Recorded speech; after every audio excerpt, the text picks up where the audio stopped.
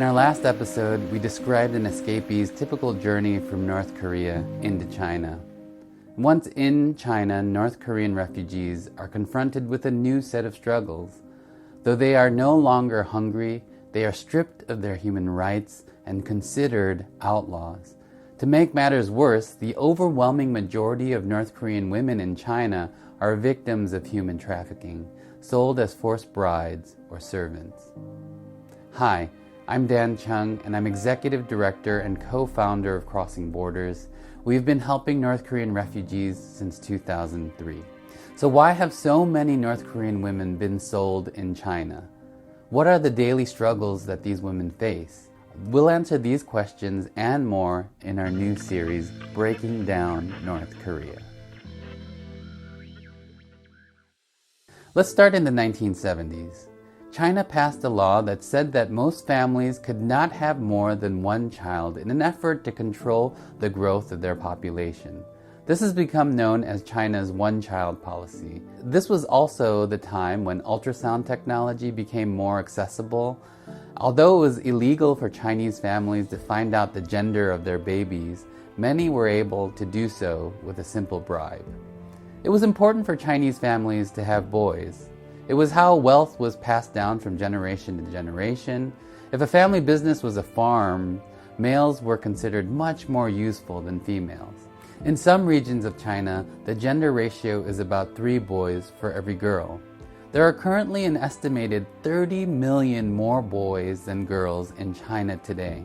We'll have more information on the one-child policy from our blog and a link in the video description below.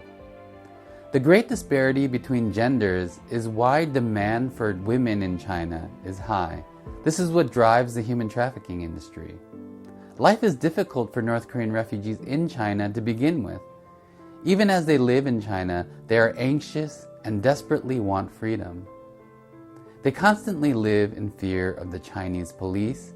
At any moment, these women can be arrested and sent back to North Korea, where they will be sent to a brutal prison camp, tortured, and possibly executed.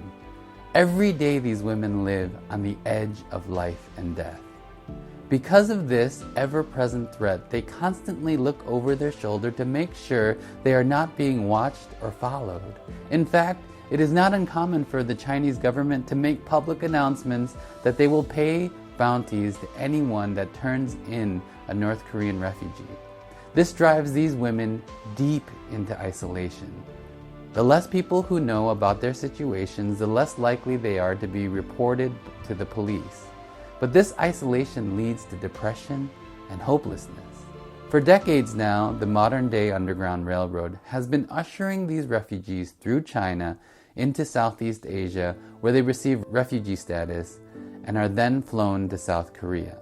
We'll discuss their escape routes in our next video, but just know that though these routes exist and are accessible to these refugees, many still decide not to take them. You see, most trafficked North Korean refugees have children in China, and these children anchor these refugees there.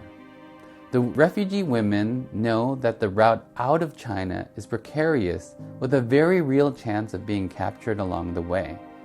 And if caught, they may never see their children again.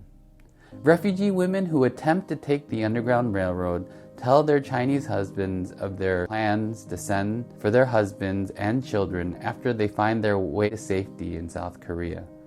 But it gets complicated. When these refugee women make it to South Korea, they see the wealth of the country, they finally have their freedoms, and they look back on their Chinese husbands who purchased them and question if their marriage was valid in the first place. There are many North Korean orphans that have been in Crossing Borders care for years who are caught in this limbo. Their mothers have fled to South Korea.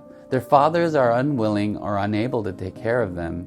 But these children are held in China as a bargaining chip to either solicit money or visas from their mothers. This is why I've said that tragedy and trauma besets these people wherever they go.